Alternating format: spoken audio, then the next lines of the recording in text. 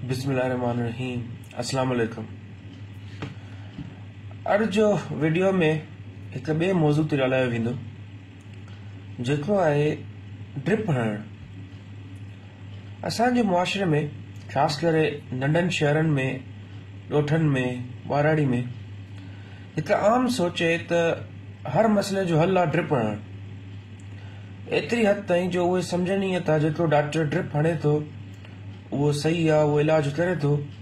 जेतिरो ड्रिप नथो हणे, सुई नथो हणे, उहो डॉक्टर इलाज ई नथो करे, उहो डॉक्टर ई न आहे।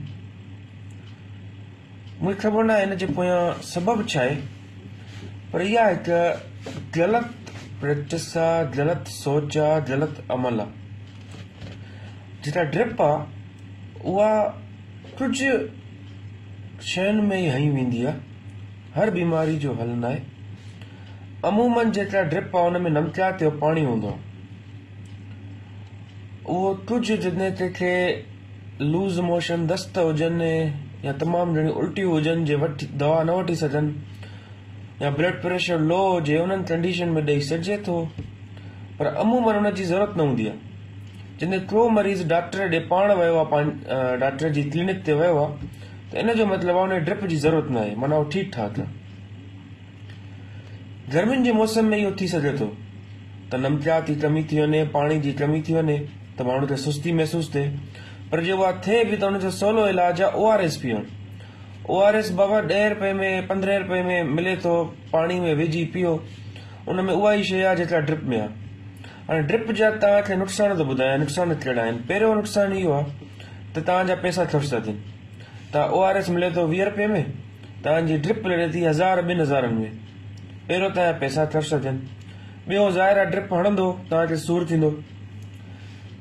टी शइ, जॾहिं ड्रिप वारो माण्हू सही हणे थो त ठीकु आहे, जे ड्रिप वारो माण्हू सही नथो हणे पोइ छा थींदो। असां अहिड़ा केस ॾिठा आहिनि, सुई ऐं हिते ख़बर पई त नस खणी वियो, हाणे हथु ईअं थी वियो आहे, हथु सिधो नथो थिए, या ॿांह जेका आहे उहा कमु नथी करे। हाणे छो नथी करे, छो त सुई वारे सही सुई न आई, सुई हणण जो इहो नुक़सानु।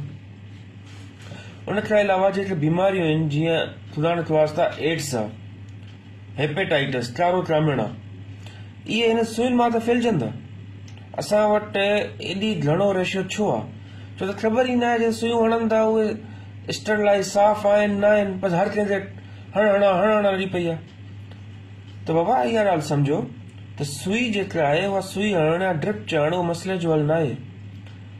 उन लाइ इन शइ खां पासो कयो ऐं हरूभरू ज़बरदस्ती न कयो डॉक्टरनि खे त सुई हणो। इहो आम शइ ॾिठी आहे असां एमरजेंसी में, अस्पतालुनि में, कैजुअलिटी में, क्लिनिकुनि ते, त बाबा सुई हणनि, ताक़त जी सुई हणनि। पोइ माण्हू छा कंदा आहिनि, उन सुई में, उन में ड्रिप में हिकु सुई हणी छॾींदा आहिनि, न्यूरोबियान वग़ैरह, उन जो रंग बदिलजी वेंदो आहे। माण्हू चवंदा आहिनि वाह जी ताक़त जी सुई आहे। अड़े बाबा कुझु बि ताक़त जी सुई न आहे, न्यूरोबियान जी गोरी ठाहे छॾियो, उहा ई शइ आहे। त उन लाइ इन्हनि शयुनि खां पासो कयो ऐं सही डॉक्टरनि ॾे वञो, जाली डॉक्टरनि ॾे न वञो, ऐं सही पंहिंजो इलाज वठो। ऐं इन्हनि शयुनि खे सम्झो बाबा इन में सिर्फ़ु तव्हांखे परेशानी थी मिले, तव्हांजा पैसा ख़र्च था थियनि, फ़ाइदो को कोन्हे।